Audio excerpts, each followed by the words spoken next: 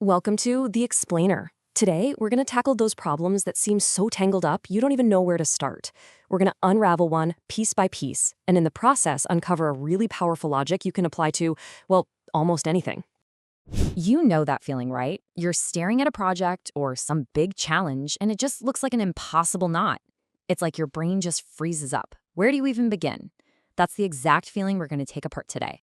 Okay, let's just dive right in with our example for today. Now, this is a resistor network, and I know it looks pretty intimidating, doesn't it? A whole web of lines and numbers. The goal here is to find the total resistance from one end to the other. But hey, don't worry about what a resistor is. Honestly, it doesn't matter. Just think of this as our impossible problem. We're going to solve it using a logic that is surprisingly simple and totally repeatable. Here's the secret to untangling any complex system. You have to realize that it's just built from a few simple, understandable rules. No matter how complicated it looks on the outside, the building blocks are almost always super basic. For this entire puzzle, we only need two rules. That's it. Just two. First, when things are in a single line, we call that series. You just add them up. Easy. Second, when they're on separate branches, or in parallel, the math is a little different, but the rule is just as clear. These are the only two tools in our toolbox for this whole thing. So here's the most crucial first step, and this is everything.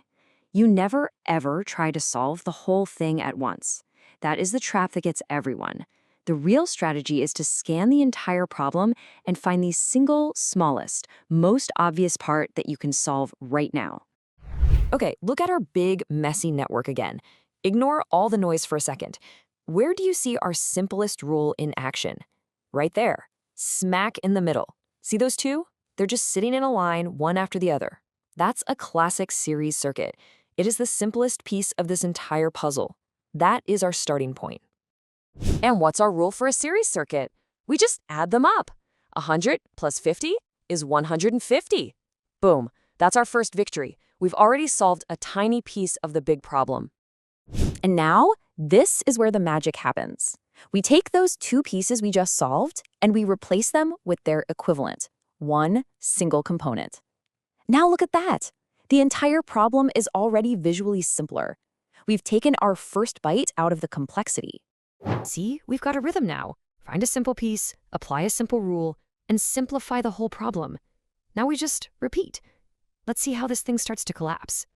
Okay, in our new, simpler diagram, what's the next easiest piece?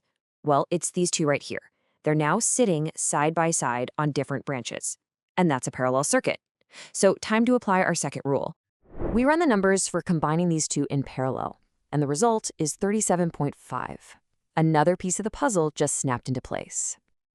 And this shows that loop perfectly. We replace that whole parallel section with its single value, and the problem shrinks again. It's like we zoom in, solve one part, then zoom back out to a cleaner, simpler picture. And what did that last step just do for us? Well, take a look. By solving that part, another simple series circuit has just appeared. This new block and the one next to it are now in a single, simple line.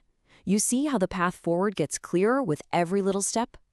So, we apply our simple addition rule one more time. 37.5 plus 40 gives us 77.5. Done. And just like that, we simplify again.